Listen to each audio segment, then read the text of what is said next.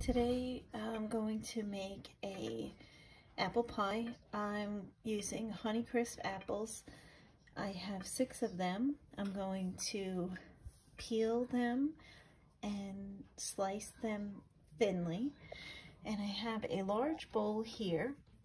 I'm going to put all of the sugar and spices in this bowl, and then I'm going to mix them together, and I will add the apples to it. First thing I'm going to do is add 3/4 of a cup of granulated sugar and 1/4 of a cup of flour. All right, let's add in 3/4 of a teaspoon of cinnamon. You can add nutmeg too. I usually do, but I just don't have it today. And then what I'm going to do is I'm going to mix the sugar, flour, and cinnamon together.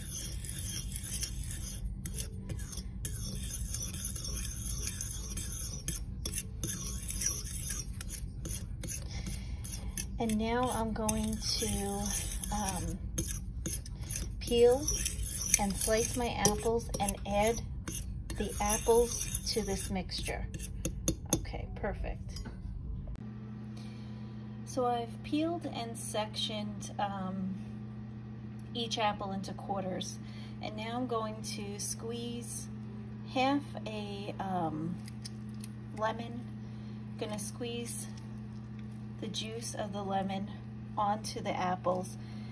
This will help the apples from becoming browned while you're slicing them. So it just helps them to retain their color. Now, if you don't have a lemon, you can skip this process. It's really not a big deal. So from this point, I am going to thinly slice each apple and then place in the bowl with the sugar, flour, and cinnamon. Okay, let's start slicing these apples. So you want to slice them very thinly. As you can see, it's super thin. I'm going to try to keep my slices thin throughout this process, and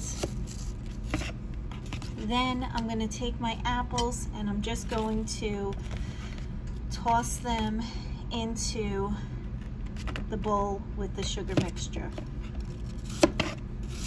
Now this is what requires the most work, peeling and slicing, but otherwise this is a very simple process to do.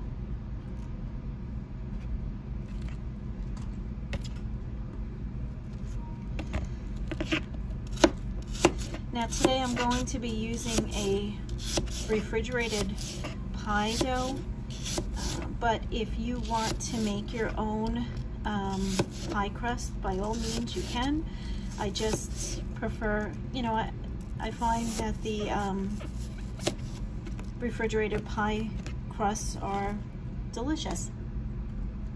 So I save myself on that part of the work.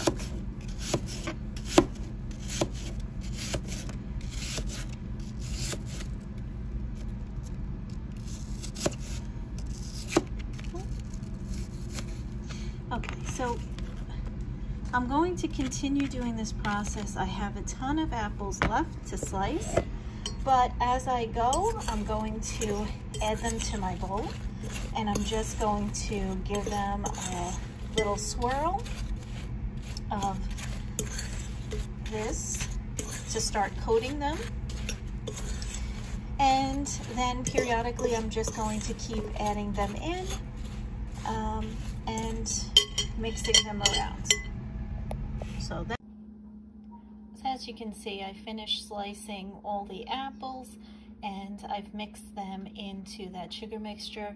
I have my pie plate ready, and I'm going to put my refrigerated crust into it. So I'm gonna roll this out and place it in the pie plate. Okay, so I got the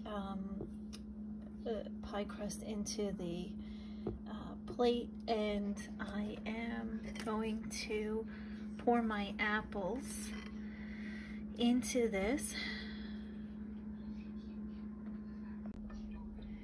Okay, I have leveled out the apples in the pan as best I could, and then I have a small amount of butter, and I'm just going to break off pieces and place a few little dollops here and there, like such. And now I'm going to place the top pie crust on top of this and pinch the edges. I've placed my pie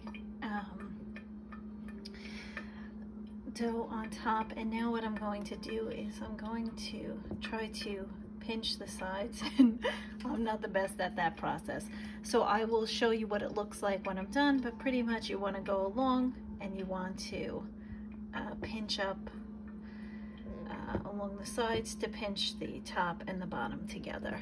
Okay, all right, this is how my pie crust looks. Nothing fancy.